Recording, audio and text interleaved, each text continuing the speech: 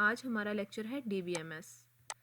Today's lecture आज हम पढ़ेंगे कि डाटा क्या होता है, इंफॉर्मेशन क्या होता है, बेस क्या होती है हमारे पास, डाटाबेस मैनेजमेंट सिस्टम क्या होता है, उसकी एप्लीकेशंस क्या हैं, उसके एडवांटेजेस क्या हैं हमारे पास और उसके डिसएडवांटेजेस क्या हैं। तो आइए आज का लेक्चर शुरू करते हैं। Database system. अब हमें पहले पता होना चाहिए कि डेटाबेस सिस्टम है, ठीक है।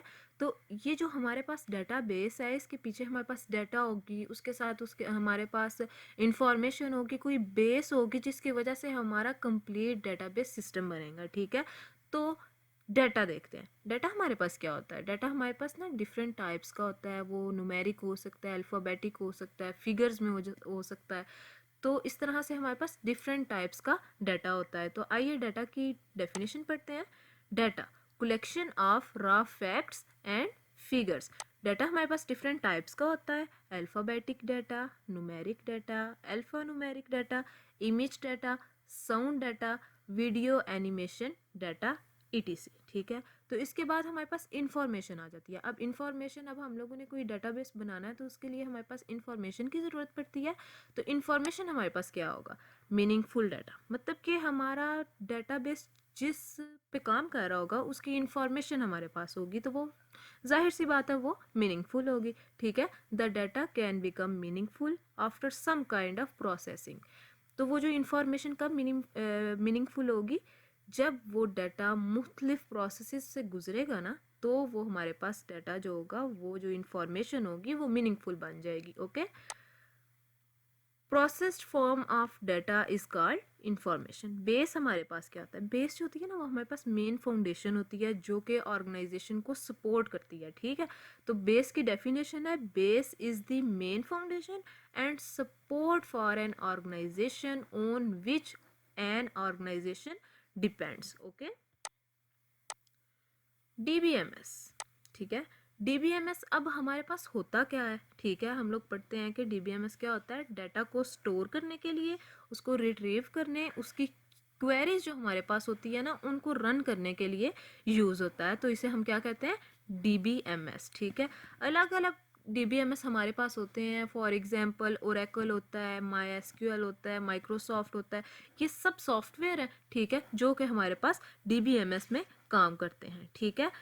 तो अ डेटाबेस मैनेजमेंट सिस्टम इस सॉफ्टवेयर क्या है, डेटाबेस मैनेजमेंट सिस्टम हमारे पास सॉफ्टवेयर है जो कि डाटा को क्रिएट करता है और मैनेज करता है, किसमें, डेटाबेस के अंदर।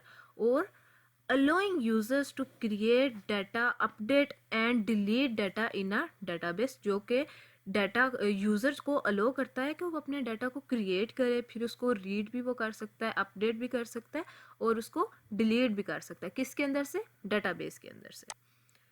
Computerise data keeping. Computerise data keeping का क्या मतलब होता है कि हम लोगों ने अपना डाटाबेस जो है ना वो कंप्यूटराइज्ड फॉर्म में बनाना है, ठीक है। ये नहीं होगा कि हम लोग कोई कॉपी पेंसिल पकड़ेंगे तो हम लोग उसके ऊपर बनाएंगे, नहीं, ये सारा जो काम होता है ना वो कंप्यूटराइज्ड होता है। उसके बाद हमारे पास डेटाबेस एप्लीकेशंस आ जाती हैं। अब एप्लीकेशंस क्या होती हैं, एप्लीकेशंस वो जहाँ जहाँ पे हमारा डेटाबेस जो है काम कर रहा होता है, वो मोस्टली जो है ना हमारा पूरे वर्ल्ड के अंदर मोस्टली काम, प्रोजेक्ट्स, ये वो इधर उधर की सारी चीज़ें जो है ना वो सारा कुछ जो है ना डेटाबेस कंट्रोल करता है, ठीक है। तो एप्लीकेशंस पढ़ते हैं। बैंकिंग।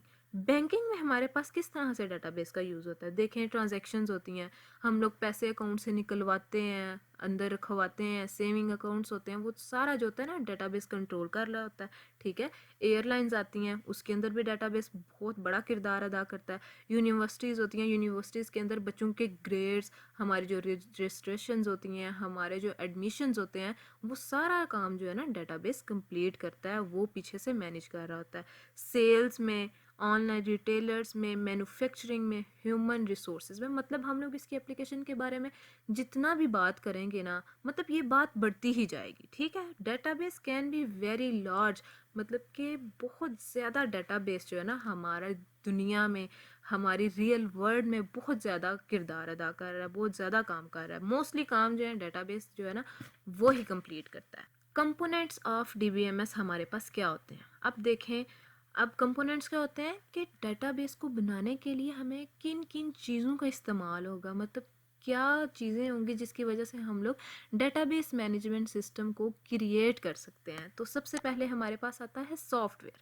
अब देखें, डेटाबेस है ही हमारे पास सॉफ्टवेयर है, इसकी तो हमें अशद ज़रूरत है, ठीक है। अगर सॉफ्टवेयर नहीं होगा हमारे पास तो हम लोग डेटाबेस को कैसे क्रिएट कर सकेंगे, ठीक है। तो हम मैनेज कैसे करेंगे डाटा को, उसको रिट्रीव कैसे करेंगे, तो सॉफ्टवेयर होना हमारे पास इंतहाई ज़रूरी है। सेकंड में हमारे पास आता है हार्डवेयर। हार्डवेयर हार्डवेयर क्यों यूज़ होता है हमारे पास? डाटा को इनपुट करने के लिए, ठीक है। जो हम लोग इनपुट कैसे करेंगे, उसे कमांड कैसे देंगे, उसमें डाटा स्टोर कैसे करेंगे, डिवाइस। तो हार्डवेयर भी बहुत ज़रूरी कंपोनेंट है डीबीएमएस का, ठीक है। यूज़र क्या होता है हमारे पास? जो एप्लीकेशन प्रोग्रामर, जो एप्लीकेशंस डेवलप करता है, ठीक है। उसके बाद हमारे पास एंड यूज़र आता है। एंड यूज़र वो होता है जो डाटा यूज़र को यूज़ करता है और मैनेज करता है, एडिट भी करता है, उसको डिलीट भी करता है, किसमें? डीबीएमएस में, ठीक है। तो नेक्स्ट है हमारे पास data, main component of DBMS. Data, जो डाटा होगा तो ही तो हम लोग डाटाबेस बना सकेंगे, उसको क्रिएट कर सकेंगे। तो ये जो है हमारे पास डाटा, वो हमारे पास मेन कंपोनेंट है डीबीएमएस का। इसलिए डाटा के लिए सब किया जा रहा है कि वो डाटा हमारे पास डिफरेंट टाइप्स का हो सकता है। जैसे हम लोगों ने पीछे डिफरेंट टाइप्स ऑफ डाटा पढ़ा था, numerical data, non numerical data, ठीक है। ये एक डायग्राम है कंपोनेंट्स ऑफ डीबीएमएस की, ठीक है। इसको आप लोग देख लीजिएगा। नेक्स्ट आ जाते हैं हमारे पास एडवांटेजेस ऑफ डीबीएमएस। एडवांटेजेस क्या होते हैं हमारे पास? सबसे पहले आता है इजीली मेंटेनेंस। अगर हमारे पास डेटाबेस हम लोग बना रहे हैं तो इसमें इजी मेंटेनेंस क्या होगा कि डीबीएमएस हमारे पास एक सॉफ्टवेयर है जो कि डाटा को इजीली मेंटेन करता है, ठीक है। उसके बाद इसके अंदर बैकअप्स आते हैं। अगर हमारा डाटा लॉस हो जाता है, ठीक है, इमेजिन करें कि हमारा डाटा लॉस हो गया, तो हम बैकअप के इस्तेमाल के ज़रिए अपना डाटाबेस जो है उसको दोबारा से, अपने डाटा को दोबारा बैकअप के ज़रिए ला। उसके बाद आता है कंट्रोल डीबीएमएस रेडंडेंसी। हर एक टाइप के डाटा को डीबीएमएस जो होता है ना, वो सिंगल फाइल के अंदर सेव करता है। इस तरह डुप्लीकेशन रुक जाती है डाटा की, ठीक है। तो डाटा में रेडंडेंसी नहीं होगी। रिड्यूस टाइम का मतलब ये है कि डाटाबेस जो होता है वो हमारे पास कंप्यूटराइज्ड फॉर्म में होता है, ठीक है। तो जब कंप्यूटराइज्ड फॉर्म में होगा तो हमने किसी बंदे को डाटा अपना भेजना होगा तो हम कंप्यूटराइज्ड फॉर्म के ज़रिए भेजेंगे। अगर हम लोगों ने इस तरह करना हो कि कोई बंदा आया, जिस तरह पार्सल होता है, टाइम लगता है उसके जाने में, लेकिन कंप्यूटराइज्ड होगा तो इतना टाइम नहीं लगेगा। डाटा शेयरिंग मतलब कि हम लोग अपने ऑथोराइज्ड पर्सन को अपना डाटा जो है वो शेयर कर सकते हैं।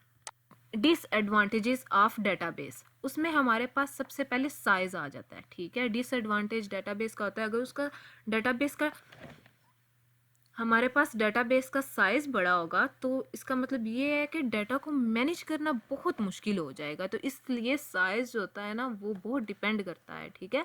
हायर इम्पैक्ट ऑफ फेलर, जाहिर सी बात है जब डाटाबेस का साइज़ काफ़ी ज़्यादा बड़ा हो जाएगा तो इसका मतलब ये है कि उसके अंदर प्रॉब्लम्स भी बहुत सारी हो सकती हैं जिसकी वजह से हमारा जो डाटाबेस है ना वो फेल हो जाएगा।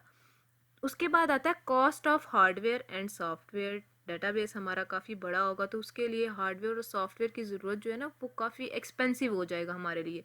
तो cost of hardware and software high हो जाएगी। डाटा लॉस, डिफरेंट कंडीशंस में ऐसे हो जाता है कि हमारा जो होता है ना डाटा वो लॉस हो जाता है, ठीक है। उसके बाद आता है परफॉर्मेंस इशू। परफॉर्मेंस इशू ये होता है कि मुख्तलिफ एम्प्लॉयज़ होते हैं हमारे पास, ठीक है, जो उस डेटाबेस में काम कर रहे होते हैं तो उनकी परफॉर्मेंस का भी कभी कभार इशू हो जाता है, या फिर जब डेटाबेस हमारा काफ़ी ज़्यादा बड़ा हो जाता है तो उसके अंदर भी परफॉर्मेंस का इशू हो जाता है। तो ये थे डिसएडवांटेजेस ऑफ डीबीएमएस। तो ये था आज का हमारा लेक्चर।